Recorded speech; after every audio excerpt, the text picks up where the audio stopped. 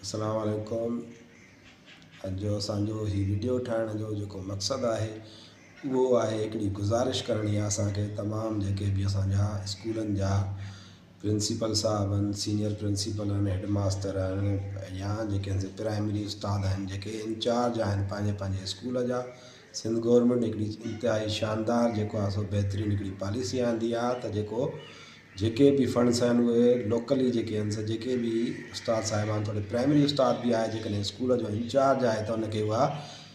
Authority ॾिनी वई आहे त उहो डायरेक्टली जेको आहे सो पंहिंजा फंड्स जेको आहे सो इस्तेमालु करे सघे। उहो उनखे फर्नीचर वठिणो आहे, फर्नीचर रिपेयर कराइणो आहे, का स्टेशनरी वठिणी आहे त उन्हनि जा फंड्स उन्हनि खे हिकिड़ो अलॻि सां DDO कोड जेको आहे सो या जंहिंखे असां कास्ट सेंटर चवंदा आहियूं उहो अलाट कयो वियो आहे ऐं उन्हनि खे फंड्स जेके आहिनि ट्रांसफ़र थी विया आहिनि 2025-26 जी बजट में। त हाणे असांजी उन्हनि खे इहा ई गुज़ारिश आहे त बाबा जेतिरो थी सघे तव्हां इन्हनि फंड्स खे यूटिलाइज़ कयो, पंहिंजे स्कूलनि खे जेको आहे सो सिंगारियो, पंहिंजे स्कूलनि जूं जेके तव्हांजूं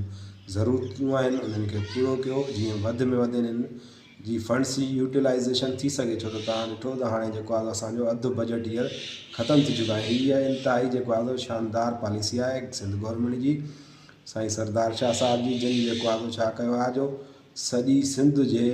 तोड़े जो प्राइमरी उस्ताद आहे, प्राइमरी उस्ताद खे ईअं सम्झो DDO पावर में DDO पावर्स हूंदा प्रिंसिपल्स खे, हेड मास्टर खे, TOs खे, जॾहिं त उन्हनि हाणे जेको आहे सो उहे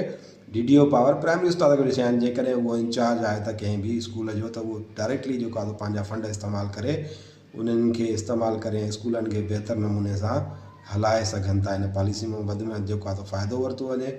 इन ई हवाले सां एग्ज़ीक्यूटिव डायरेक्टर स्टेट आहे साईं रसूल बख़्श शाह साहब भी राति वीडियो रखी त बाबा ही फंड्स जेके भी थिया आहिनि, इहा पॉलिसी जेका भी आहे इनखे इस्तेमालु करे वधि में वधि जेको आहे नओं सिंध जो आवाम ऐं सिंध जे ॿारनि जेके तालीम हासिलु कनि था या उस्ताद जेके आहिनि पंहिंजे स्कूलनि खे फ़ाइदो हासिलु कराइनि। महिरबानी।